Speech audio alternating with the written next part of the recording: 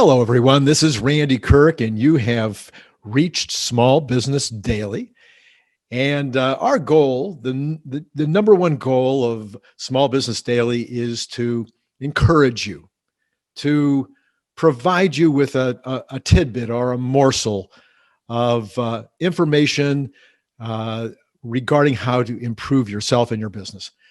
I have worked now for half a century. Believe it or not, a half a century. I've been working with small business owners, starting with locksmiths and bike shops. I started writing books about locksmithing and bicycle retail a very, very, very long time ago. And then moving out and covering a full range of companies. I have worked with everything from divorce attorneys to chimney sweeps, and from plastic surgeons to chiropractors. So, I mean, the range of the companies that I've worked with over the last 50 years is broad. It's just something that's happened to me in my life. I'm happy that I've had a chance to work with so many people. And what I've noticed over those years is that the things that make a difference in the success of the individual or the success of the business pretty much doesn't matter what business it is. And that's why I started writing some of the books that I've written. When Friday Isn't Payday would be one that I would highly recommend you pick up. You can see the link down below in the description, and that'll take you right to Amazon, and you can get that in paperback. You can get that in Audible, or you can get that as a what is that other thing called? Anyway, you can get it as a virtual book as well. So, what we're going to be talking about today is we've been talking about Elon Musk, and Elon Musk is the most successful entrepreneur in history, and certainly the most successful entrepreneur today, the richest man in the world. And I think we haven't seen anything yet, quite frankly, as he builds out Starlink, as he builds out Tesla, as he creates the energy utilities that are on the drawing board, and some of them already implemented. I think he's going to be, twice the richest and maybe three times the richest, maybe the first trillionaire in history. Well, what does he do different? What does he do that makes him so successful? The good news is that Elon has been willing to go on videos. He's been willing to go on interviews. He's been willing to go on seminars, the TED Talks. And so there's a ton of information out there where he has told us exactly what he does and how he does it.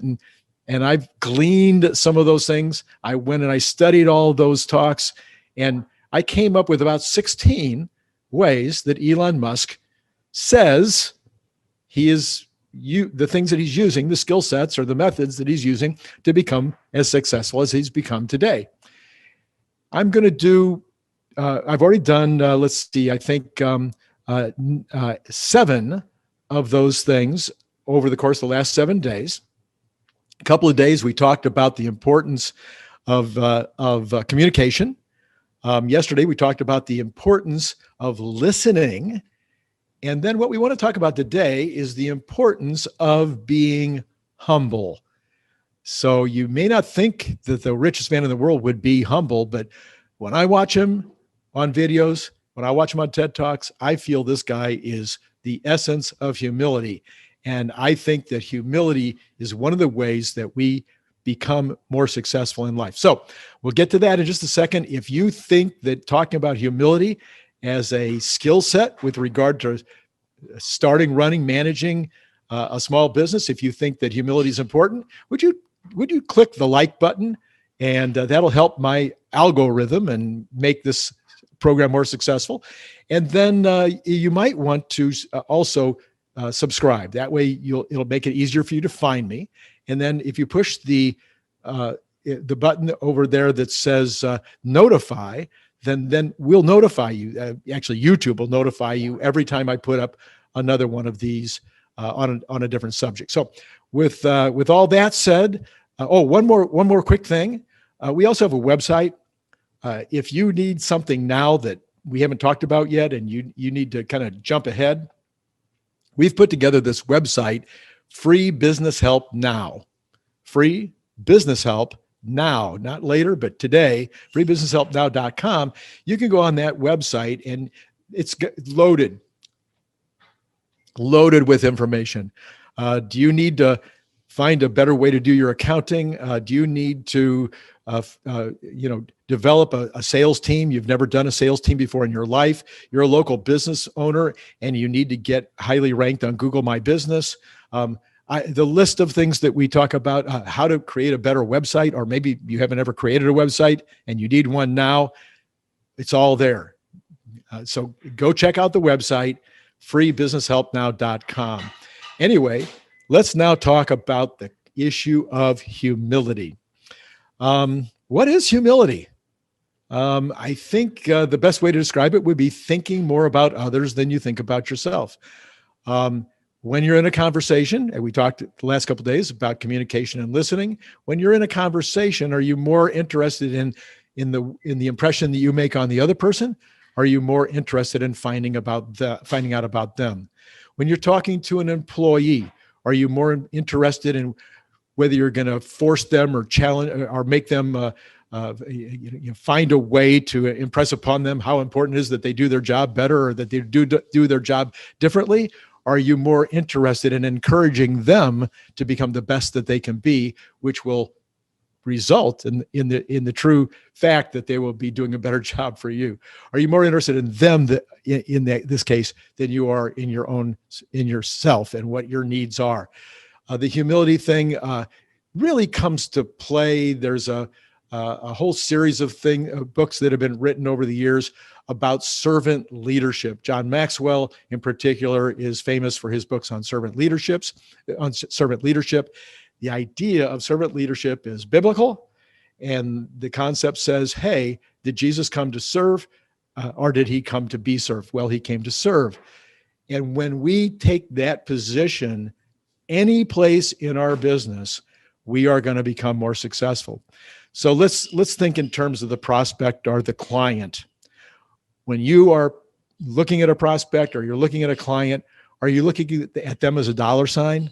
Are you looking at them as a score? Are you looking at them as a win? Are you looking at them from the standpoint of how you believe that what you do might benefit them, encourage them, challenge them, provide them the needed service that that will boost their business, even if you had to give it away for free? And sometimes maybe that's an answer.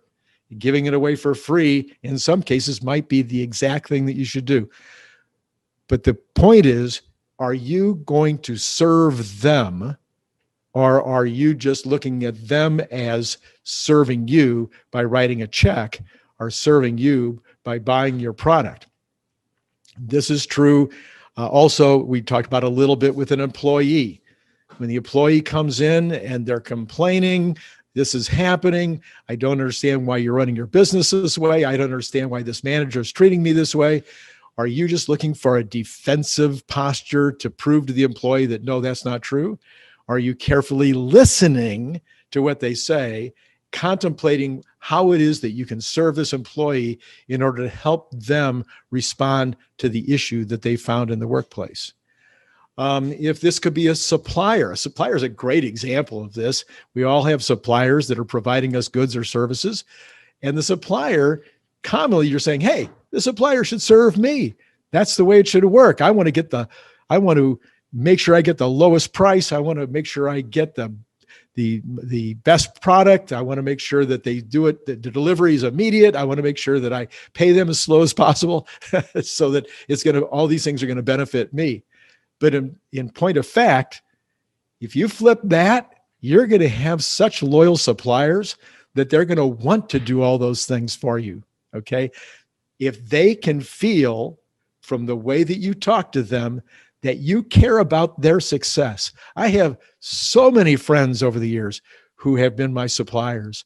And the reason they became my friends is I believe that they truly believed I was interested in selling more of their product to help them, not just myself.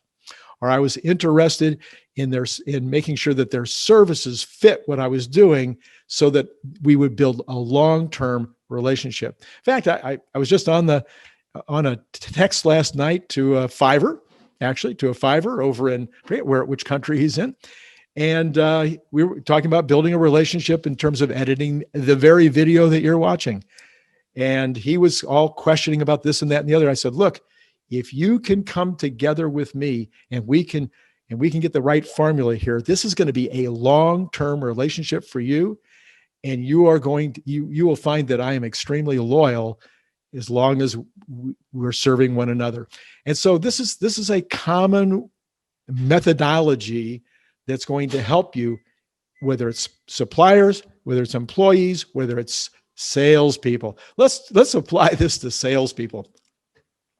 I'm going to do someday, in maybe a month or so, I'm going to do a few talks about managing salespeople, because salespeople are the prima donnas. Let's face it, salespeople are the prima donnas of the work world, and they're sometimes also the drama, the most dramatic. They have the drama issues, and so we're going to want to talk about how to manage these individuals. Well, one of the ways you manage a salesperson is by making them believe that that the number one thing that's on your mind every day is how to make them more successful. If they believe that, they are going to try to be more successful. So commonly, sales managers are all about the numbers, or the sales managers all about why you didn't do this or why you didn't do that, or can't you get it straight how to make a good presentation, and I'm going to beat you to death because you didn't do what it is that the company's asking you to do. If you can reverse that and make the salesperson believe that you are always going to be there, right there behind them, getting them the collateral they need, getting them the samples that they need, helping them with the issues that they're running into in the field with certain customers, so that they can overcome the barriers that they're finding to getting the sale, teaching them how to be good communicators, teaching them how to be good listeners, teaching them how to be humble in the way that they deal with their clients. If they believe that you're in their corner and that your number one goal is to make them successful, make them more money, it is going to change everything about how they work for you and how loyal they are and how desirous they are of growing their business, which grows your business. So this is the subject matter for today, is humility. If you liked this subject matter, if you think this, then would you push the like button? It'd be great if you could push the like button. I interrupted myself in the middle of that thought about pushing the like button because I all of a sudden remembered one more thought. And maybe I got to do a video on this soon. It's something I used to do a seminar on, and it's talked about actually caring. One of the ways that you can actually become more humble with your employees, with your salespeople, with your clients and customers, with your suppliers, is to actually care about them. This is a big subject matter. Once again, I'm going to recommend to you not Power Positive Thinking, although it's a great book. I'm going to recommend to you How to Win Friends and Influence People. That'll be in the link below. And I think also you want to look at some of the books on leadership that will be in the link below as well, and in terms of servant leadership. So those are two ways that you can learn more about this subject matter. I'm going to ask once again, you might hit the like button, hit the subscribe button, hit the notify button, then maybe go over to the website and check out freebusinesshelpnow.com and see if there are some subject matters there that might help you today to become more successful. So that's going to wrap it up today. This is Randy Kirk with Small Business Daily, and look forward to talking to you tomorrow.